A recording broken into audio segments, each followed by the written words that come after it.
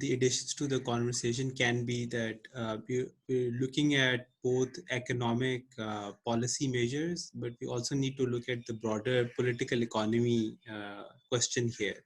So when we talk about investments in Pakistan, we talk about local investments, but we also talk about international investments in Pakistan.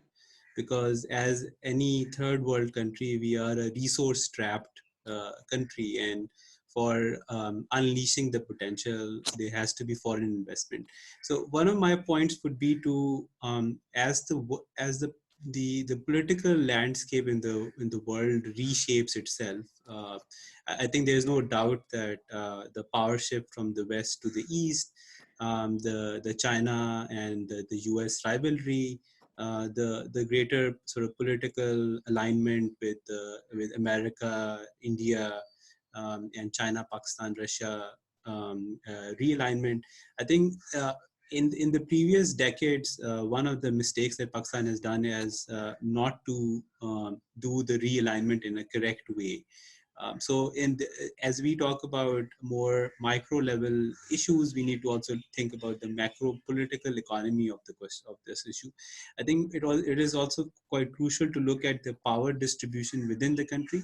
So as we talk about policy reforms, we need to also think about the fact that in the crisis times, we don't trample over the long earned, hard earned political consensus that we've developed.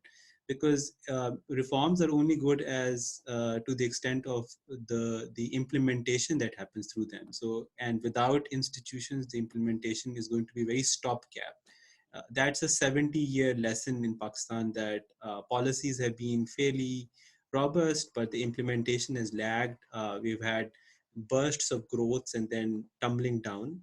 And that's partly because of the institutional crisis. So as we look at all of the policy responses, we need to also look at the civil military relations does not get unduly lopsided in one direction, which is already lopsided, but we don't want to further lopside it. The federal versus the provincial power debate, and in order for us as a post-COVID response, the federal versus provincial debate has to be settled in a more meaningful form.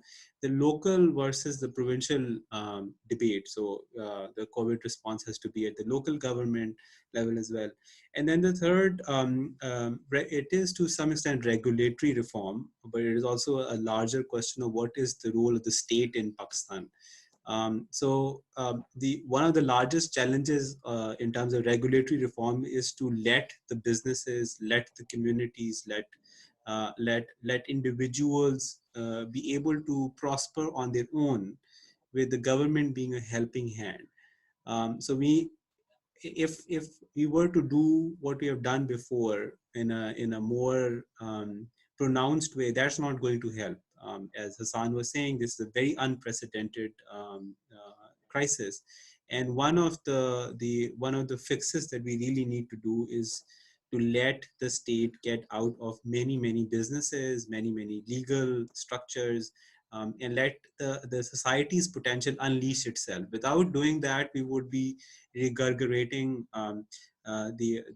this is, I mean, as you were saying, what can public opinion inform us? I think all of these three are what the public opinion also informs us. They want to be participating in the growth. They want a share, not just in the economic gain out of it, but they also want to be contributing to the structure. They want a more lawful Pakistan in which things are not just handled by the federation, but the provinces and the local governments are also allowed to prosper and function. And the regional disparities that we have, and Pakistan has trailed behind in the 70 years, not just because of our policy failures, not just because of our economic failures, but we have also failed because of our lack of power distribution in a consensual manner, in which we left out many segments of the society, many segments of the geography. So I mean, I think a lot of meaningful discussion happened, but we need to also think about the political economy context of it, because without doing that, we wouldn't be able to have a sustainable solution to the post-COVID world.